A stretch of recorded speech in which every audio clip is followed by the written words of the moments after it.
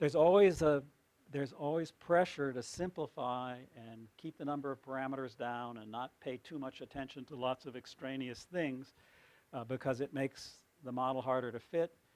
So we ended up with a simple model that simplified out actually the two biggest things that matter now. One is financial frictions and the other is fiscal policy. None of these models had serious fiscal policy sectors either.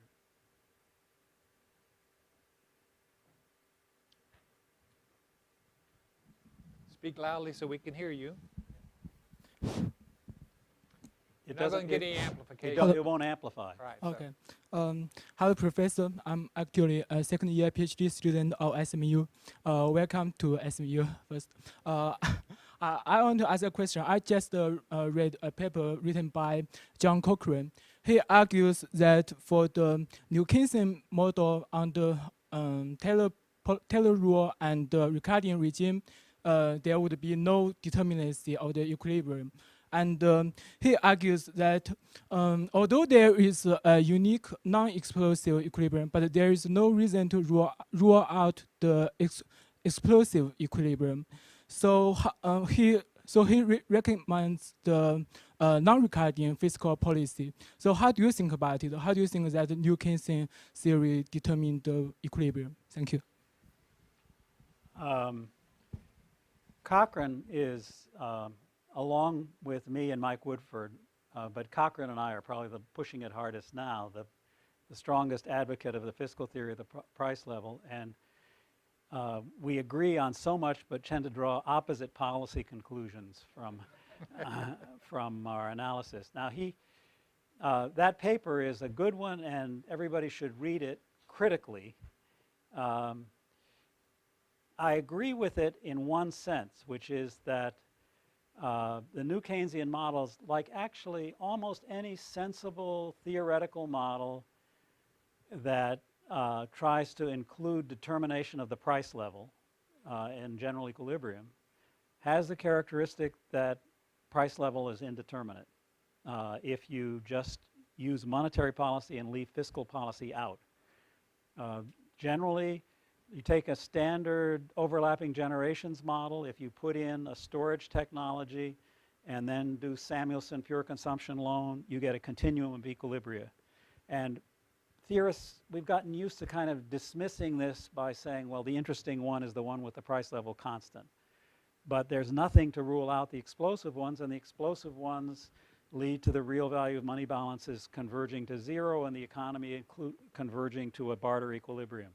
And those are generically there in models that don't have fiscal policy and do have money.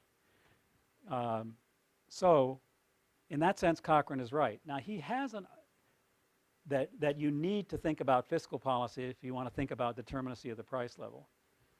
Now, in that same OG model that I described, there's actually, I think, some notes on my website that do this. You put in an epsilon tax on either the young or old in that generation, a lump sum tax, and the multiplicity of equilibrium completely disappears. All the explosive ones are gone. The same is true in a new Keynesian model. If you say, if you add a fiscal policy equation to the system that's Ricardian in the sense, I don't like that Ricardian term, it's passive. So that it has primary surpluses increasing when real debt increases. That's the passive part of it.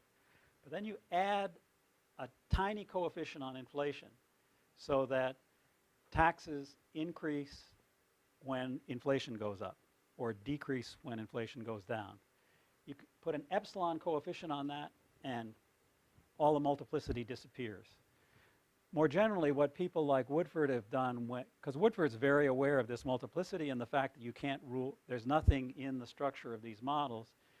It's certainly not true in the linearized models. You don't have any way in the linearized models of ruling out the explosive equilibria, but people have, I have an old paper called A Simple Model for Studying the Interaction of Monetary and Fiscal Policy, which does a full nonlinear general equilibrium and shows that you may or may not get uniqueness of the equilibrium. What the new Keynesians have said is, well, we know from these more general theoretical models that we could have just some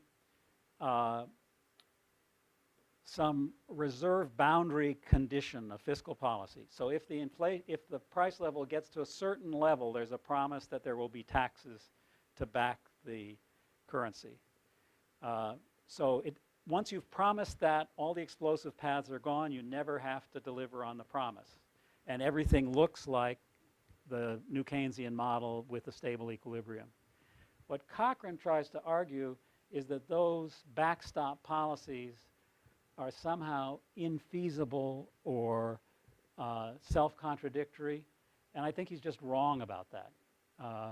He gives examples of backstop policies that are kind of crazy, but you can construct backstop policies that involve a very small commitment from the fiscal authority that eliminate the multiplicity. And the simplest way is just to say, suppose the fiscal authorities actually would start paying attention to inflation if it got bad enough. In other words, put in this small coefficient. You can keep the model linear and just put in this small coefficient on inflation in the fiscal rule, and you get rid of this multiplicity. So, but of course, that is all saying that in some sense Cochrane's basic point is right, that if people really have the idea that fiscal policy is totally irresponsible, you could never get the fiscal authorities to recognize that what they're doing has anything to do with inflation. If the fiscal authority is Dick Cheney, who says that we've learned that deficits don't matter, and that's really a long-run hard commitment, then the price level is indeterminate, and it can do anything. Okay, we have time for one more question.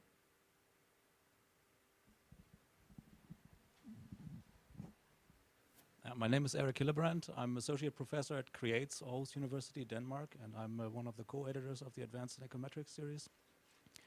I would like to ask a question that brings us back to the euro debacle. One alternative possibility to dismantle the euro area would be, instead of letting the what is called the periphery countries exit the area, let the highly productive countries exit and let them return to their national currencies. That way, opening the possibility that the southern countries can inflate their way out of the problem. Do you think that that would be a more promising way to solve the problem? George Soros had a piece in the New York Review of Books making this argument. He thinks Germany, well, the way he puts it is Germany should either lead or get out.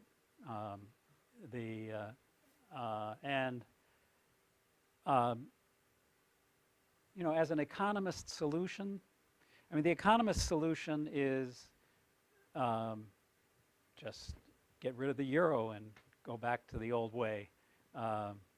The economic benefits of the common currency are pretty hard to quantify.